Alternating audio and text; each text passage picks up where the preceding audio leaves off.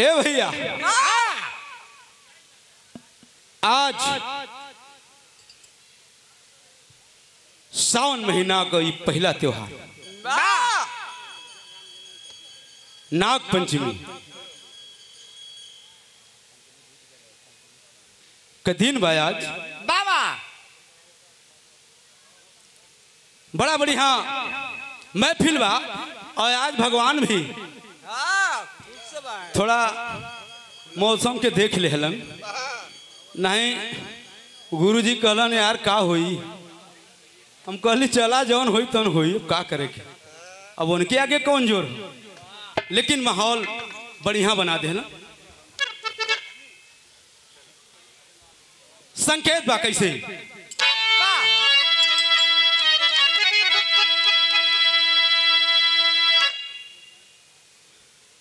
लाख विद्वान हो चाहे बलवान हो घर कुपथ पे चलेगा तो झुक जाएगा शान शोहरत भले ही जमाने में हो घर घमंडी रहेगा तो झुक जाएगा छल से सीता हरण जब दशानन किया चल दिए राम सेना ले संग्राम पर नास कुल का हुआ शोक रावण किया छाई बेचैनी तन मन पे अंजाम पल्ली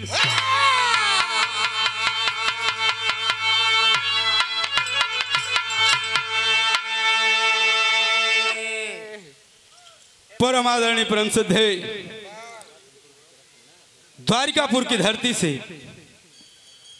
निठुरी बाबू आपकी ओर से 51 रुपए का पुरस्कार रहा। बहुत बहुत चरण स्पर्श पहले की प्रणाम बा आशीर्वाद की इच्छा बा सब लोगों के प्रणाम बा। कभी ने लिखा है ना ए भैया कव्वाली का टुकड़ा लग गया मास्टर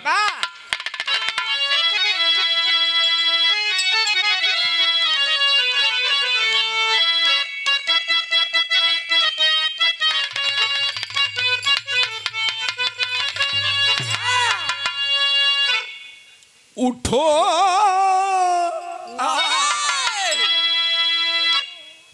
उठो मुसलमान नमाज पढ़ लो अरे उठो मुसलमान नमाज पढ़ लो अभी मेरा सजदा नहीं अरे जियो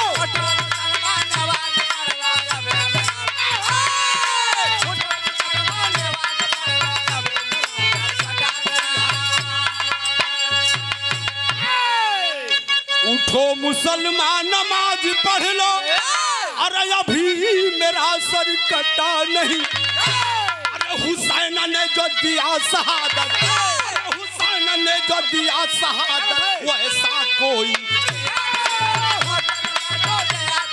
अरे जियो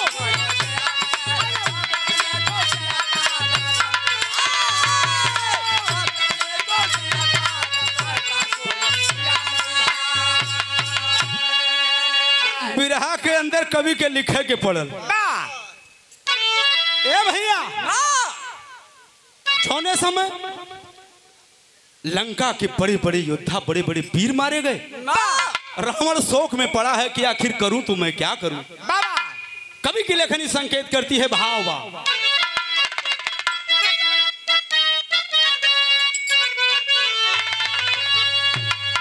यह भाव भाव अरे सत्य भले परेशान हो जाए सत्य भले परेशान हो जाए हार कभी ना खाता है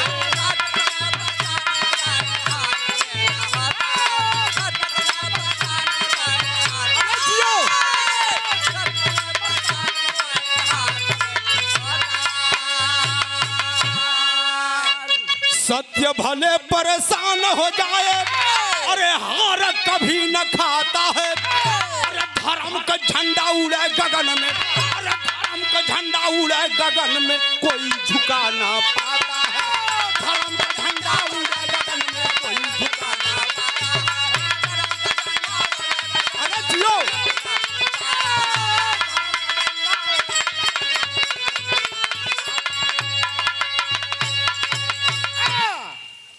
धर्म का झंडा उड़े गगन में, कोई झुका न पाता है। कहानी का शुरुआत हो गई, शेर का लाइन लगल मास्टर।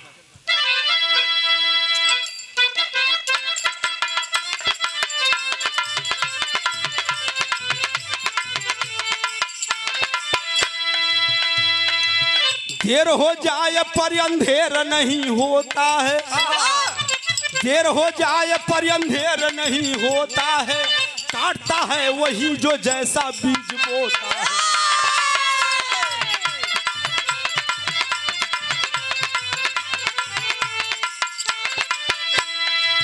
मरा जब मेघनाथ कुंभकर्ण बलशाली, मरा जब मेघनाथ कुंभकर्ण बलशाली, कोटिनों वीरों से लंका तब हो गई खाली।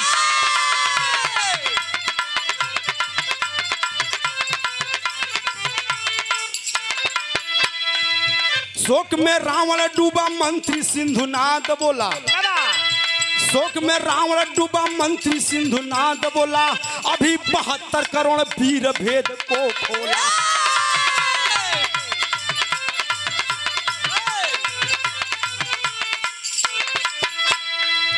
बालक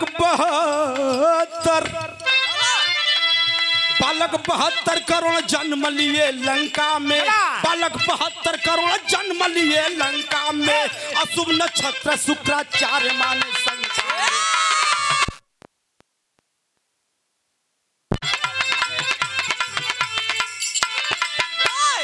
भैया लंका के बड़े बड़े वीर मारल गए, मेघनाथ कुंभकर्ण। रावण निराश हो गया कि आखिर करूं तो मैं क्या करूं, अब लग रहा है कि मुझे पराजय का सामना करना पड़ेगा। रावण चिंतित है। मंत्री सिंधुनाथ बोला, अरे सरकार काहे इतना परेशान हुआ। रावण महाराज कहलन मंत्री, मेरा भाई कुंभकर्ण मारा गया, मेरा बेटा मेघनाथ मारा गया, जिन्होंने किसी देवता पर विजेता प्राप्त किया था वो भी मारा गया, करूं तो क्या करूं। मंत्री सिंधुनाथ कहला, सरकार अब ही तोहरे लंका में 72 करोड़ वीर होंगे। अरे 72 करोड़, रावण के पुतरी चढ़ल, कहला अरे मंत्री हैं कहां, जल्दी करो। तब मंत्री सिंधुनाथ से रावण पाती लिखवावत। पाती में का लिखत हो मास्टर, बिरहा में बड़ी रंगीन गीत लग गए।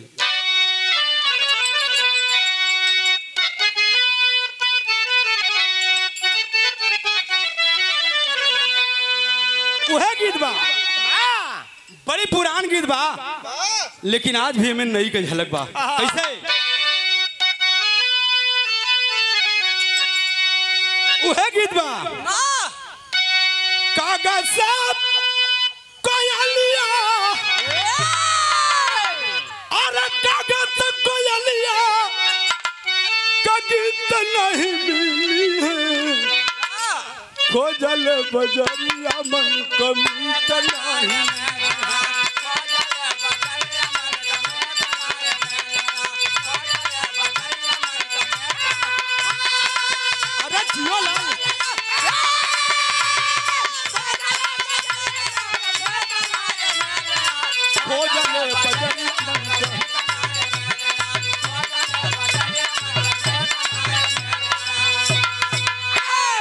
परम आदरणीय परम श्रद्धे हमारे बड़का भैया बिरहा के बड़े सुंदर कलाकार अपने समय में रहलन। गिरधारी यादव केवटा वीर के धरती से भैया का बड़ा सहयोग रहल, बड़ा ही सम्मान आप लोगों से प्रेम दुलार मिलेला। बहुत बहुत चरण स्वस्थ पहल की प्रणाम बा, आशीर्वाद की इच्छा बा। कवि का लेखनी संकेत करते मास्टर समय बहुत कम हो हिसाब से। श्याम धौर मौर्य कनक सराय के धरती से 21 रुपए का पुरस्कार। भैया के बहुत बहुत प्रणाम बा। बिरहा में कभी भाव लिखत हूं उनका।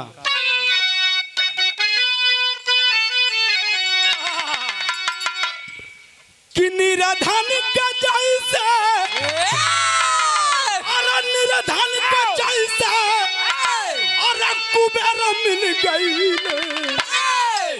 निरबल के जैसे दिलेर मिल गई।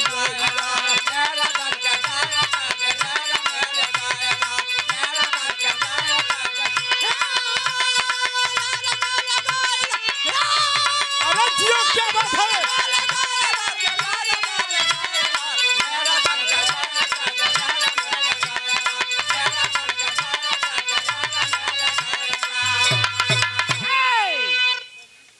निर्धन के जैसे कुबेर मिल गई, निर्बल के जैसे दिलेर मिल गई।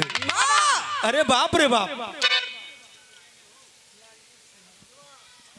परम आदरणीय परम श्रद्धेय श्री लाल जी यादव सिंगापुर के धरती से बहुत से माया का पुरस्कार। भैया के बहुत बहुत चरण स्पर्श पहले की प्रणाम बा। आशीर्वाद की इच्छा बा, ताकत कहाँ बा। संकेत में कवि लिखल है का मास्टर बाबा।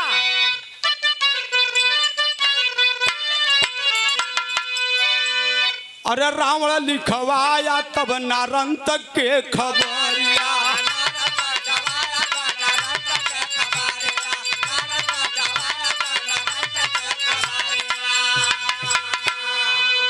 राजा रावण नारंतक के पाती लिखवाओ कहाँ हो नारंतक। सिंधुनाथ कहलन जैसे तो से का लेवे देव के हो वो जहाँ हो आई ना पाती लिखत हूँ का लिखलन हो।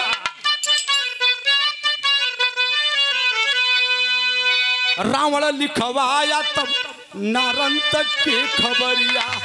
अरे सेनावा सजा के चलल वीर बलकारिया।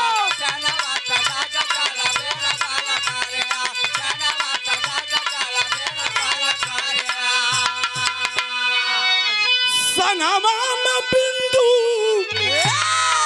अरे संगवा में बिंदु अरे अधेर चली भाईला। अरे निरबल के जाई से दिलेर मिल गई।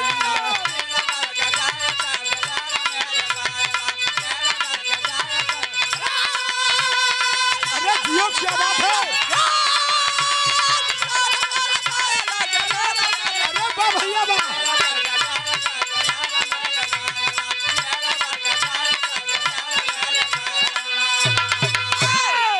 ए भैया पाती लिखवाओलस राम बाबा।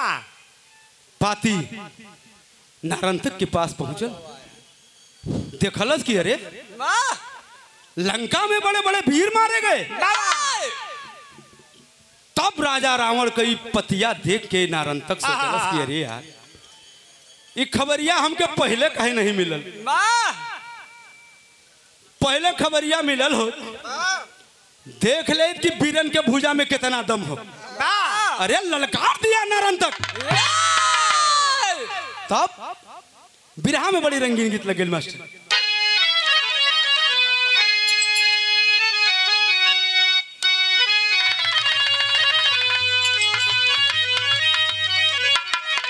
वह गीत बा अरे झूलनिया का गुजावा। अरे झूलनिया का गुजावा टूटल राजा जवनिया में गड़िया छूटल राजा।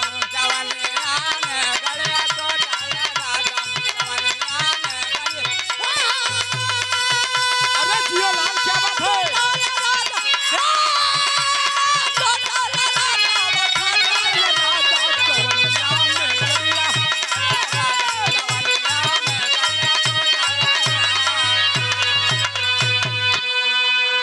हर भगवान राम लंका पे चढ़ाई करत हूं।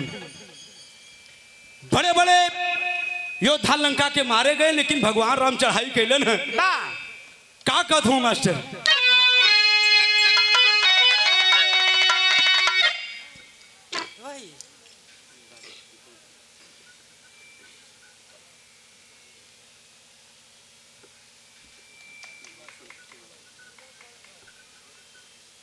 हमारे बड़े भैया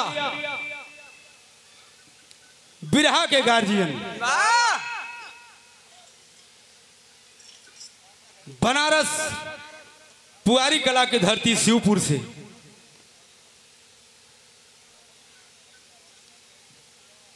आपकी ओर से बड़ा ही सम्मान प्यार दुलार मिलता है। पुष्प की पंखुड़ियों में गूथा हुआ पुष्पहार और 201 रुपए के पुरस्कार से सम्मानित किया गया। हल्ला न हो भैया। और साथ में हमारे कमलेश वर्मा जी भी उपस्थित हैं। बड़े भैया के बहुत बहुत चरण स्पर्श पहले की प्रणाम आशीर्वाद की इच्छा बा। सब लोगन के प्रणाम आशीर्वाद की इच्छा बा। जौने समय राम परम आदरणीय परम श्रद्धेय बिरहा के गार्जियन श्री बूढ़ू मम्मा जिनके सानिध्य में यह कार्यक्रम होता है, जिनकी देख रेख में यह कार्यक्रम चलता है, आपकी ओर से 101 रुपए के पुरस्कार से सम्मानित किया गया। बहुत बहुत चरण स्पर्श पहले प्रणाम आशीर्वाद की इच्छा बा। संकेत बका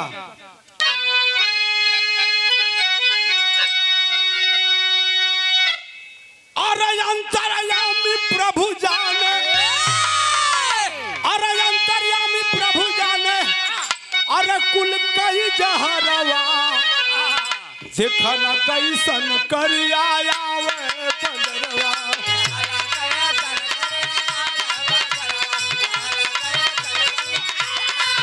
यो लाल क्या बात है?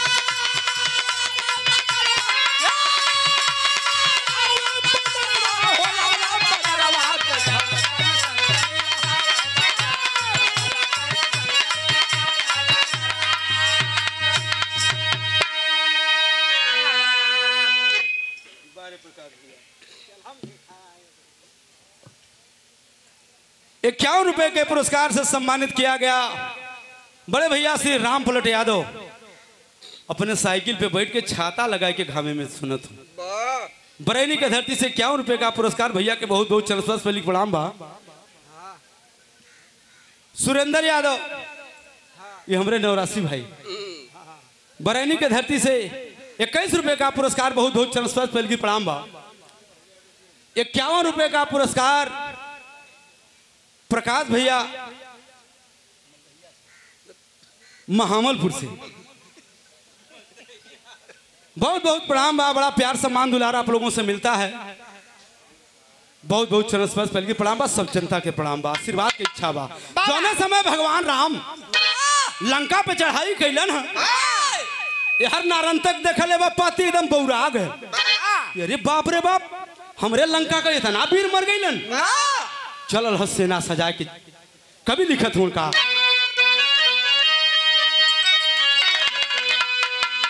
लेकिन भविष्ण राम से कहल सरकार चला अब कोई वीर लंका में हो नहीं, अब लड़ाई जम के हुई।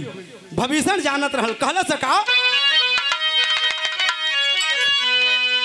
बोला विभीषण कि रावण अधीर बा, अरे लड़ बदयावत नारंग कबीर बा।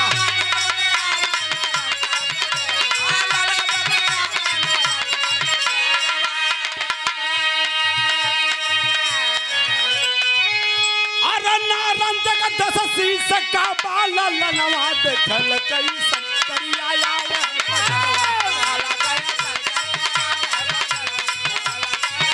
यो क्या बात है।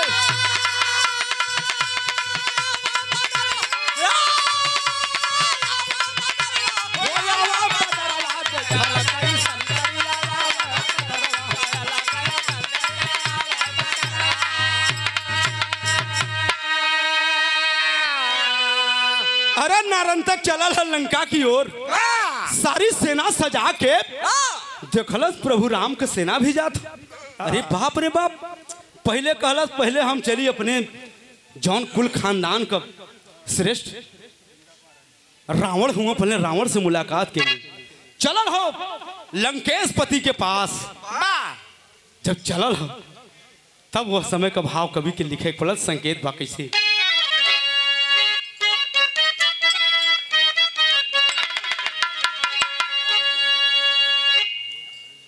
हम गवनवा नहीं जा, अरे हम गवनवा नहीं जू, हम गवनवा नहीं जा,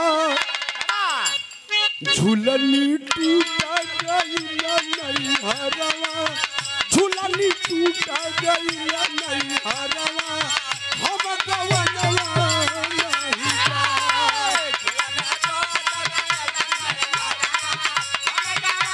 अरे सही हला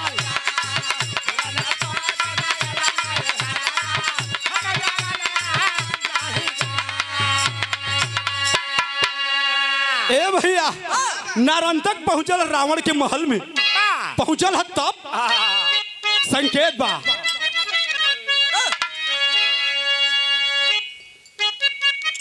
अरे धधक लागल छतियाना,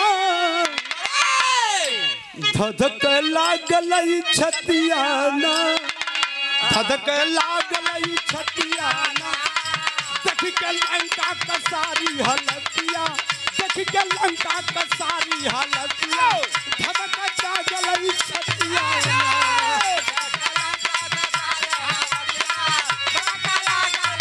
अरे जियो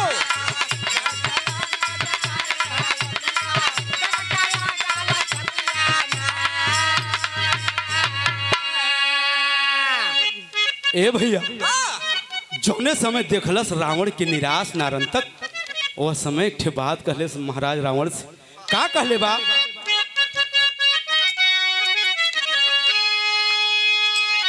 बोला अरे रावण के छुई के चरणवा, मारल गईला बिरनवाना, मारल गईला बिरनवाना, पहले भेजला न खबर पतिया, पहले भेजला न खबर पतिया, धधक लागल न पतिया।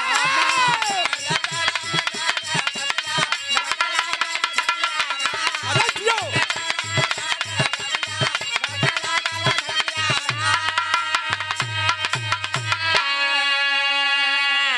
राजा रावण के चरण स्पर्श करके प्रणाम किया। कहला सरकार बाबू पहले पतिया काहे नहीं भेजला? बड़े बड़े योद्धा जब मारल गए तब हमें सूचना मिलल। बाबा रावण के आंख से आंसू गिरत। कहलस बेटा अब का बताई दस्तान, हमें मालूम है नहीं रहल कि हमारे लंका में भी 72 करोड़ वीर हुए। वह समय निराश होकर रावण कहत बा बाबा बिरहा में दादा पंधारी गुरु का गीत लग गई।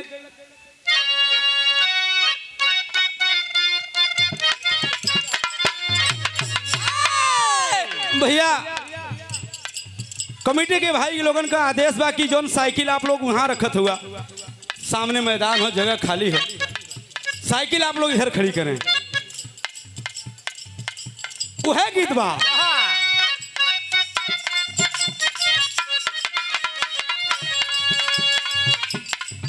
बारी उमर कमर लचकनिया, बारी उमर कमर लचकनिया, गोरिया खींचे निहुर के पनिया, गोरी का झूला झूलनिया।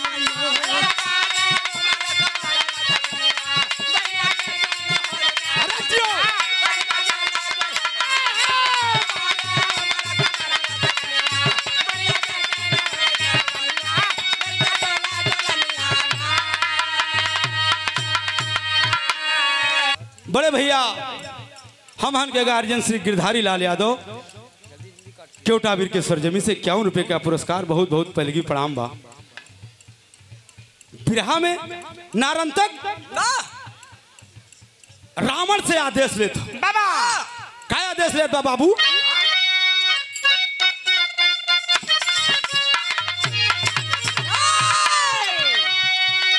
सेना सजा के पैरी बजवा, सेना सजा के पैरी बजवा, या नगाड़ा हो दहड़वा, दर्द जैसे पहाड़वा, सेना सजा के पैरी बजवा, या नगाड़ा हो दहड़वा।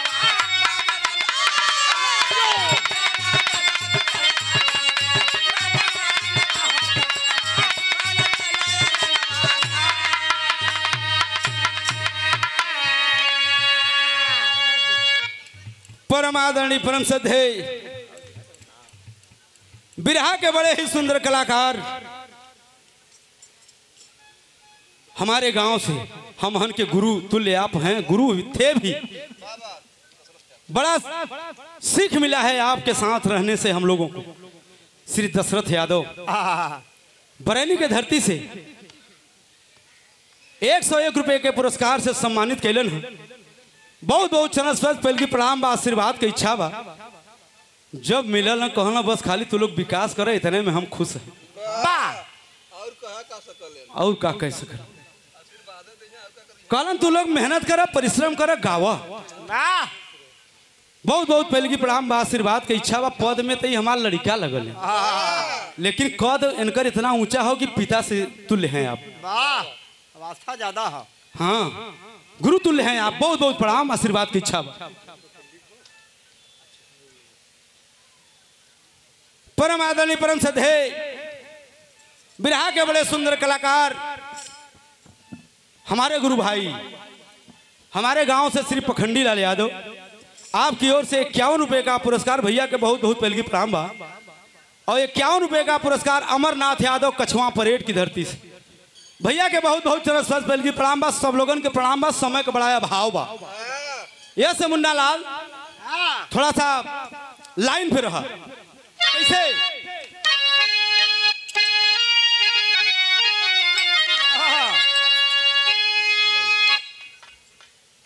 कभी लिखत हूं जौने समय नारंतक सेना लेके चढ़ाई करत हो राम के ऊपर। कभी लिखलन का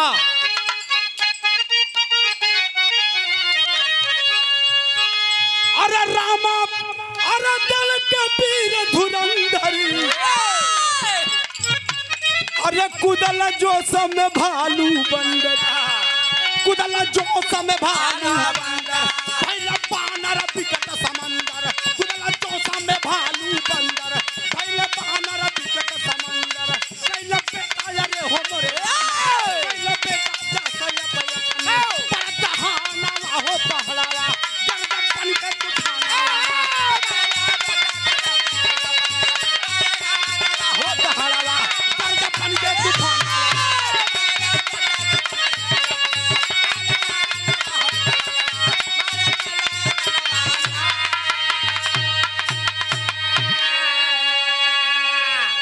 चलल है नारंतक सेना लेके पहाड़ जैसी गर्जना। भगवान राम देखलन, भविष्य से कहलन अरे भविष्य ई क्या आवत। भविष्य कहलन सरकार कोनो ऐरा गैरा मर्द नहीं, ये तोहरे बस का नहीं। भगवान राम कहलन अरे रामायण में ऐसा कोनो वीर नहीं रहलन जौन हमरे बस का नहीं रहलन। भविष्य कहाँ से बतियावत हुआ। सरकार तोहरे बस का नहीं हो, तोहरे बहरे से ही आवत हो लड़ाई करे। कहना एक मतलब कहना तोहरे मारे से ही न मरी।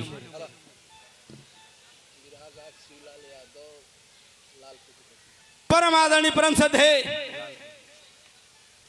बिरहा के बड़े सुंदर कलाकार लालपुर चट्टी मिर्जा मुराद वाराणसी की धरती से शिवलाल यादव, आपकी ओर से 201 रुपए के पुरस्कार से सम्मानित किया गया। भैया के बहुत बहुत चरण स्पर्श पहले प्रणाम बा, आशीर्वाद की इच्छा बा।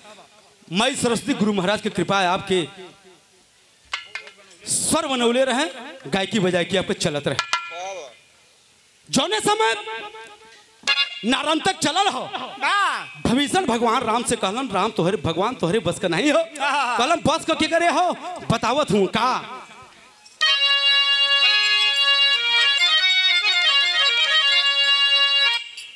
तेरी का लाइन लगे अरे मोरे राम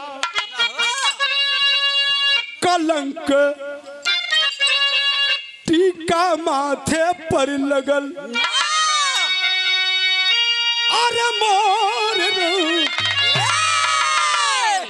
कलंक टीका माथे पर लगल, कलंक टीका माथे पर लगल। अरे ले बाप का बदला रंग कुल फीका यार हो फीका यार हो फीका। लेबे वंश का बदला करब रंग कुल्फी का। जौन हमार बाप दादा भाई जितना मरल हुए सब काज हम बदला ले ले। ललकार के जब नारंतक चढ़ल हो लड़ाई के मैदान में भगवान राम घबराए लगलन भविष्य के बात पर। कहल भगवान तोहरे बस का नहीं हो, कहीं जल्दी बतावा नहीं तब कमोए कुल बिगड़ जाई। का कहलन मास्टर?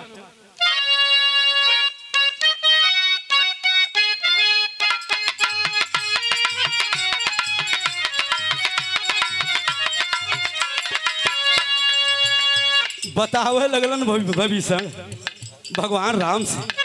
तबले देखलन आकाश मार्ग की ओर नारायण नारायण करत देव ऋषि नारद अइलन। कहलन सरकार काहे चिंतित हुआ? कहलन का बताई यार प्रभु, बड़े हम परेशान हैं। आज जौन भी हमरे मुकाबला में आवत हो मेरे बस का नहीं। आखिर बस का क्या करे हो? नारद कहलन बस का हो सरकार, लेकिन एक उपाय करे हुए। का कहत हो मास्टर?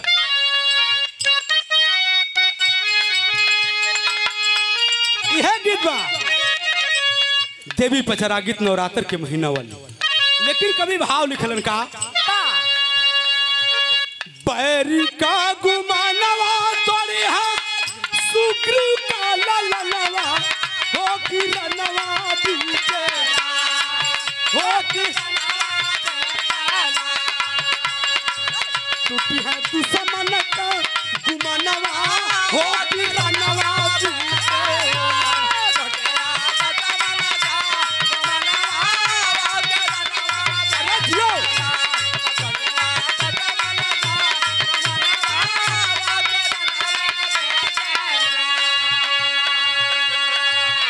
दाधी बल के हाथे हवे नारंतक बधनवा हो कि रनवा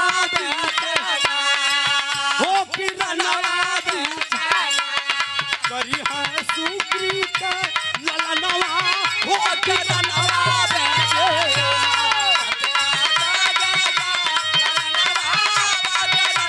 अरे जियो क्या बात है?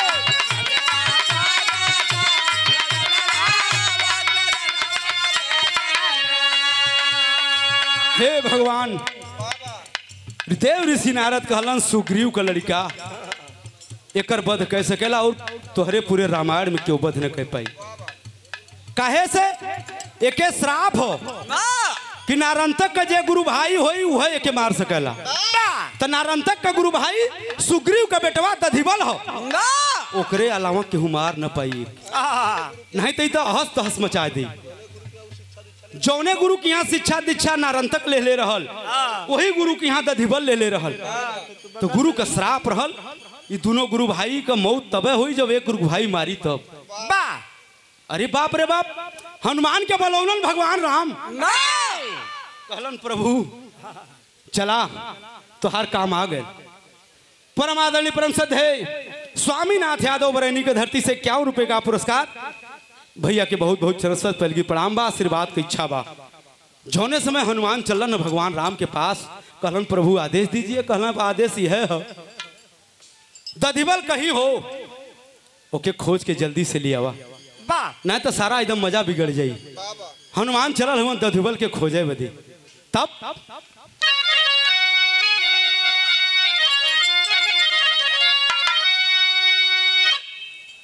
जौने समय हनुमान खोजे चलन देखलन दधिबल एकदम भजन में मस्त मंदिर में बैठ के भजन करता। हनुमान कहलन अरे यार अब तू राम राम का कैले हुआ तो होके तो राम खुदे बुलावत। लेकिन दधिबल भजन में मस्त जबरी ठेल दिहलन। अरे मर्दवा पगला गईला का राम तो के बुलावत हूं, अब का राम राम चिल्लात है। नींद खुलल दधिबल का देखलस तब वीर बली बजरंग खड़े। परम आदरणीय परम श्रद्धेय घुरहु पाल हमारे बड़े भैया आपकी ओर से 101 रुपए के पुरस्कार से सम्मानित किया गया। बरैनी के धरती से बड़ा सम्मान प्यार दुलार आप लोगों से मिलता है। बहुत बहुत पहले की प्रणाम आशीर्वाद बा। हनुमान दधिबल के जगौलन, दधिबल का नींद टूटल। अरे तो उठौलो तो अपन हथियार न। हनुमान कहलन अरे यार लगा तो सरवाई हम ही के मारे दी का। हनुमान थोड़ा पीछे भैलन है देखलस तो अरे बाप रे बाप ये तो वीर बली बजरंगी कहलन सरकार कैसे कहलन चला जेकर तू भजन कर हुआ तो के बोलौल जब भगवान कर नाम सुने लगल है दधिबल हाय चलल हनुमान के साथे भगवान का नाम सुनते जल्दी जल्दी पैर बढ़ावे लगल चले लगल मास्टर बिरहा में कभी लिखलन का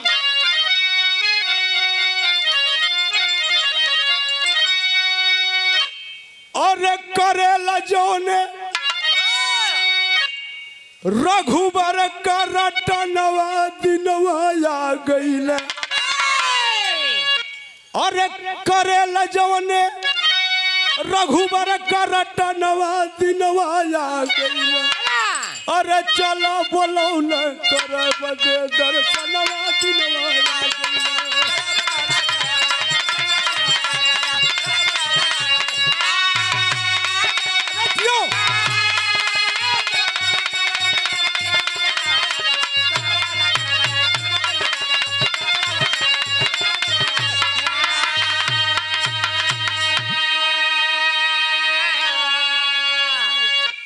ए भैया जोने समय इतना बात नारंकत सुनलन दधिबल सुनलन भगवान हनुमान के साथे चले उदय भान आजमगढ़ की धरती से शहीदी धरती से बहुत बहुत प्रणाम बा उदय भान भैया के 51 रुपए का पुरस्कार है आशीर्वाद की इच्छा बा सब लोगों के प्रणाम बा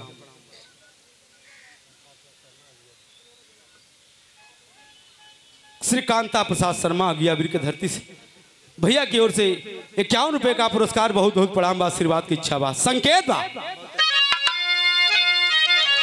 क्या बात है अरे खुशी हो या दधिबल चली भैया सुनत कपी के बानी हो अरे नारन तक का यज्ञ जंग में कैले भंग तूफानी हो अरे प्रभु राम का छुअला न जा चरणवा दिनवा आ गईल अरे चला बोलौला करे बदे दर्शनवा दिनवा आ गईल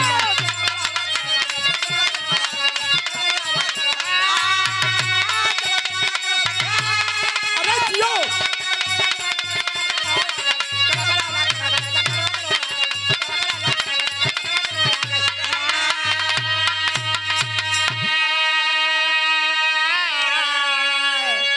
ए बाबू भगवान राम के पास दधिबल पहुंचलन और रावण के पास नारंतक यह नारंतक जब लड़ाई के मैदान में चलल अपनी सेना लेकर के उधर से भगवान राम दधिबल के खड़ा कैलन कि अब आमना सामना हुई बाबा जाने समय दधिबल अपन सेना लेके इधर से चलल रावण दल की ओर से और रावणी दल की ओर से नारंतक अपन सेना लेके चलल बाबू लड़ाई के मैदान में जब दोनों वीर के आमना सामना भयल नारंतक देखा था दधिबल के और दधिबल देखा था नारंतक सोचा लगल कि अरे यार ये तो हमारे संगे छल हो गए नारंतक समझ गए ये तो हमारे गुरु भाई हमारे सामने लिया के खड़ा कर दे सब समझे लगल समझ गए कि अब तो मामला गड़बड़ा जाए लेकिन फिर भी हिम्मते मर्द मर्दते खुदा वह वीर हिम्मत नहीं हारा लड़ाई के मैदान में चला है प्रमाण आल्हा में कभी लिखत हूं का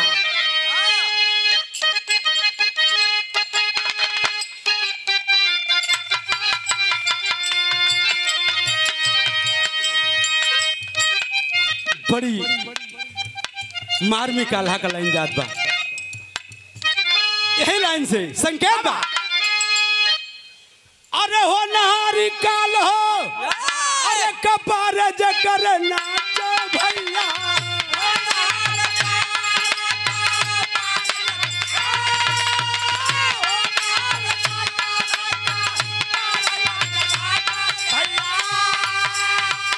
बढ़िया हो बतिया न केहू के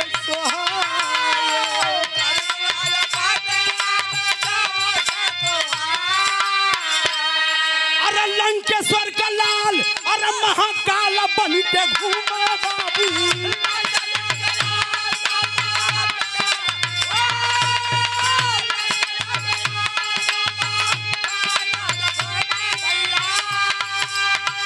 भालू बंदर लाला लाला पहलवे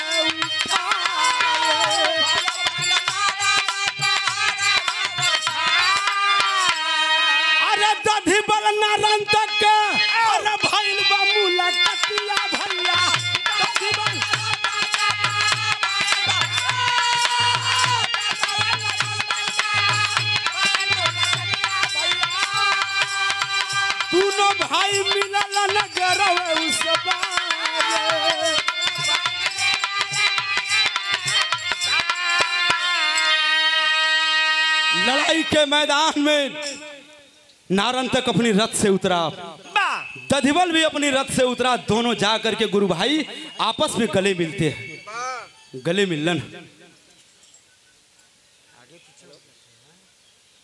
परम आदरणीय प्रिंस थे कजरी के बड़े ही सुंदर, कजरी चौलर के बड़े ही सुंदर गायक राजेश भारती बरैनी बैस के पूरा से आपकी ओर से 101 रुपए के पुरस्कार से सम्मानित किया गया। बड़ा बढ़िया कजरी चौलर के आप गायक हमारे भाई हैं। बहुत बहुत प्रणाम बा, सब लोगों के आशीर्वाद की इच्छा बा। माई सरस्वती आपके कला में प्रगति लावें, विकास करिए, मेहनत करिए। कभी लिखलन का आल्हा के लाइन में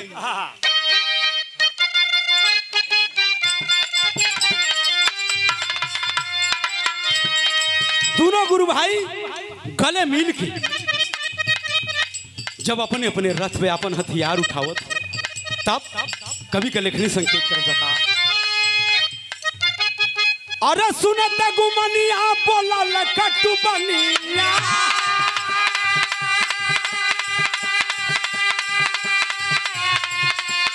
ये भैया सुनत गुमनिया बोलल कटु बनिया।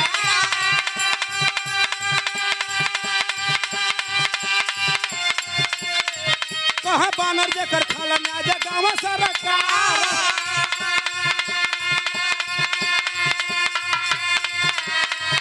अरे क्रोधवा में दधिबल का नाचल पुतारी, ये भैया क्रोधवा में दधिबल का नाचल पुतारी। अरे नारंतक का भेटू ना पकाला उ सबका,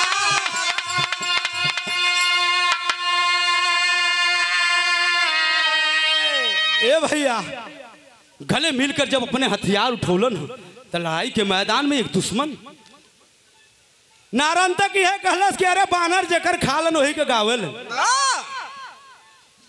दधिबल कहलस अरे बोलल तो बड़ा कटु वचन, कहत हो कि बानर जेकर खालन वही के गावल, कहे से सुग्रीव का लड़का। अरे इतना पता दधिबल ना आज गए एकदम नारंतक के लगे की गटैया पकड़े से, अब पकड़ के उड़ गए एकदम आकाश में लेके। और भदोही की धरती से चल करके आए हमारे बिरहा के अध्यक्ष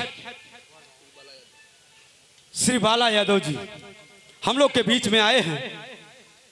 हम चाहेंगे कि बड़े भैया 2 मिनट के लिए आप चले आओ, इधर गाना चलत रहे। जौने समय 51 रुपए का पुरस्कार ये हमारे बड़े भैया श्री अमरनाथ यादव कछुआ परेड से, उनके सुपुत्र ये पहलवान भैया, बड़ा सुंदर पहलवानी आप करलन। आपकी ओर से 51 रुपए का पुरस्कार इनके लोग हड्डी कहलन, कछुआ में कहलन हड्डी पहलवान। बड़ा बड़ा खेला ही करल कछुआ मैदान में। बहुत बहुत प्रणाम बा, सब लोगन के प्रणाम बा, आशीर्वाद के इच्छा बा। कहानी का वही लाइन पे मास्टर कैसे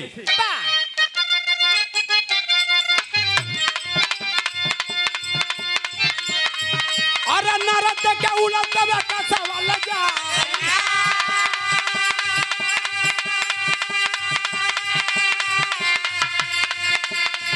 अरे ये कहीं कमारी के होती है, अरे ये का मुक्का मारता दिया है भहरा।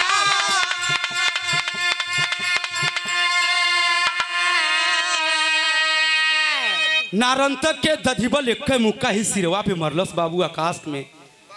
अरे बाप रे बाप, नारंतक का एकदम समझा कि अब प्राण निकल जाए, तब प्राण निकल जाए। लेके जमीन पर नारंतक के जब आयल हो दधिबल, उठाए के पटकलस, नारंतक का प्राण एकदम उड़ गया। तलवार निकाल लिया, तलवार से कहलस हरामजादे, बानर जेकर खाल वही का गावल हमार मित्र हुए, लेकिन बोलले बड़ा कटु वचन। बाबा निकाल के तलवार मरलस गर्दन में, धड़ अलग हो गल कर्तन अलग। ए बाबू भगवान राम देखत हो कि अरे यार थोड़ी थोड़ी बात में इतनी बात तलवार से मुड़ी उतार दिहलस। तब कभी कलम चलल हो कैसे मास्टर प्रमाण अंतिम लाइन में जाता खड़ी का लाइन बा कैसे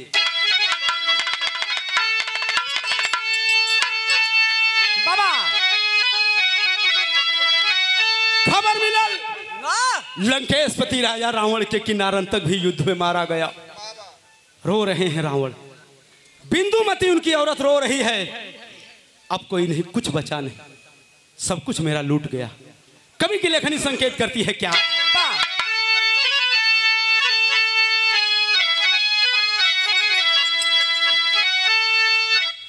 अरे रावण के पुत्र 1 लाख अरे 1.25 लाख नतिया अरे बचल केहू न धरावे वाला दिया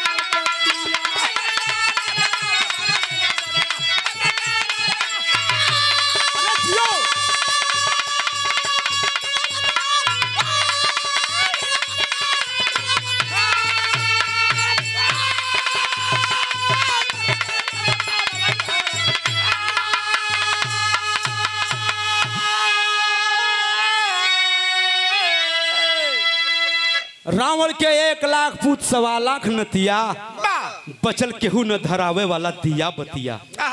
एक दिन ऐसा समय आ गया कोई लंका में क्यों दिया बाती धरावे वाला नहीं रह गया। बाबा लंका उजाड़ हो गई।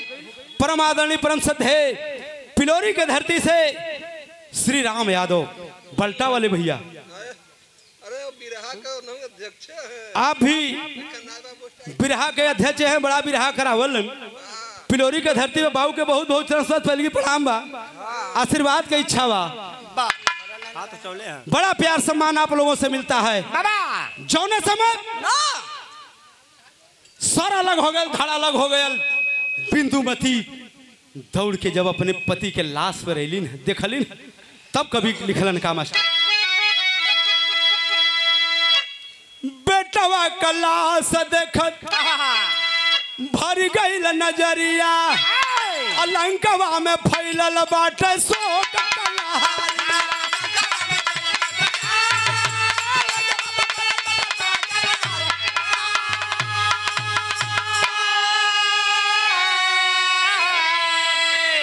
अरे करली बिलाप बिंदुमती पिट पिट के छतिया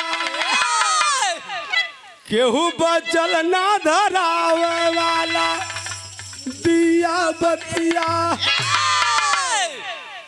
बिंदुमती वही लाश के ऊपर जाके रोवत हो कि प्रभु कौने जन्म का कर्म कमाई हमें मिलल कि हमार पति हमारे सामने मारल गए। भगवान राम के सामने जाके बिंदुमती हाथ जोड़ के रोवत हो कि प्रभु ये का कैला। भगवान राम कैलन है का बिंदुमती के समझावत हुन होनी प्रबल है बिंदु, जो होना है वो होगा। बाबा बिंदुमती के भगवान राम समझावत हो का प्रभु के शरण में बिंदु रही बिलखाई, प्रभु के शरण में बिंदु रही बिलखाई अमूरी दई दिलन प्रभु हाथवा उठाई।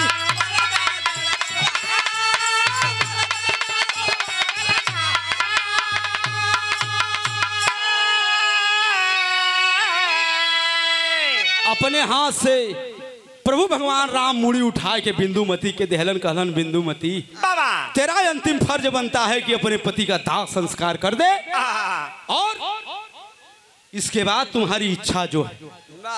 तो बिंदुमती की इच्छा का रहल मास्टर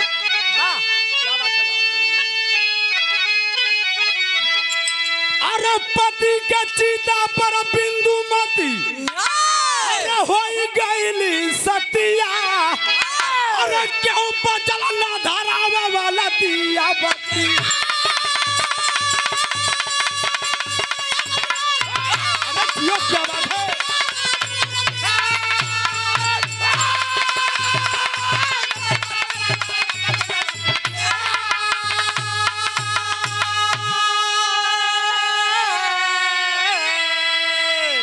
वही लाश के ऊपर बिंदुमती हो गई सतिया, केहू बचल न धरावे वाला दिया बतिया। सती हो जाती है बिंदुमती और भगवान राम अपनी सेना लेकर के आगे बढ़ते हैं रावण से युद्ध करने के लिए। हमारे विरह का निचोड़ नारन तक बत तक रहा। आगे कहानी आपको अगले गाना में मिलेगा। अंतिम लाइन में कभी लिखने लगा नारन तक का बध भयल दधिबल के लेके भगवान राम आगे बढ़त हूँ लंकेश पति से युद्ध करे बदी। हमरे विरह गई आखिर लाइन जात बा। गुरु बिहारी गुरु गणेश गुरु रामलाल मोर पावन स्वर्ग बसा चंद्रिका कवि लगी सुहावन। कलंक टीका माथे पर लगल, कलंक टीका माथे पर लगल, सुरेंद्र रामचरण से सीखा नया तरीका। कलंक टीका माथे पर